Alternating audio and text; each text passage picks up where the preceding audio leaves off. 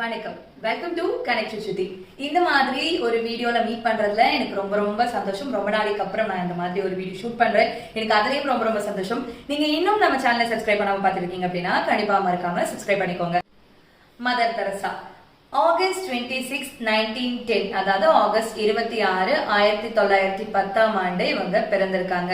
இவங்க வேற நாட்டை சேர்ந்தவங்களா இருந்தாலும் பின்னர் இந்திய குடியுரிமையும் பெற்றிருக்காங்க. அதுக்கப்புறமா இந்தியால வாழக்கூடிய ஏழை எளிய மக்கள், வறுமையினால் வாழக்கூடிய மக்கள், நோய்வாய்ப்பட்ட மக்கள்னு எல்லா தரப்பான மக்களுக்கும் தன்னால இயன்ற உதவிகளையும் தொண்டுகளையும் சேவைகளையும் செஞ்சிருக்காங்க. இவங்களோட சேவை இப்ப வரைக்கும் அவ்வளோ இதுவா போற்றப்படுது. அதே புக் படிச்சிருந்தேன், எங்கும் வெற்றி எதிலும் வெற்றி அப்படின்றதா அந்த புக்கோட நேம். சோ இதுதான் அந்த புக். இந்த புக்ல ஒரு பேஜ் இருக்கு, ஒரு சாப்டர் இருக்கு, எது உண்மையான கவர்ச்சி, எது உண்மையான அழகு அப்படின்னு.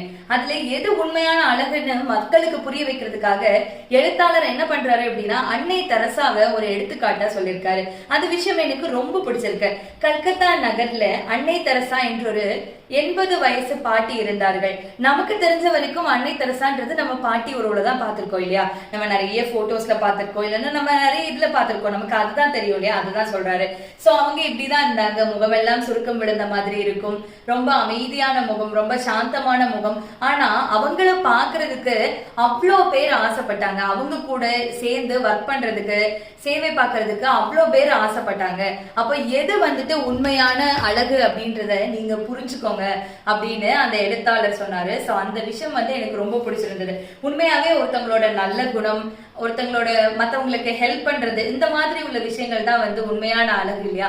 அந்த அழகு அப்படின்ற விஷயம் தோற்றத்தை சார்ந்தது இல்லை அப்படின்றதுக்கு ஒரு பெரிய எடுத்துக்காட்டா அன்னை தெரசாவை இந்த எழுத்தாளர் சொல்லியிருக்காரு.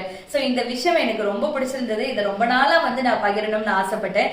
அன்னை தெரசா அவங்களோட பர்த்டேக்கு நான் இந்த விஷயத்த உங்ககிட்ட பகிர்ந்ததுல எனக்கு ரொம்ப ரொம்ப சந்தோஷம்.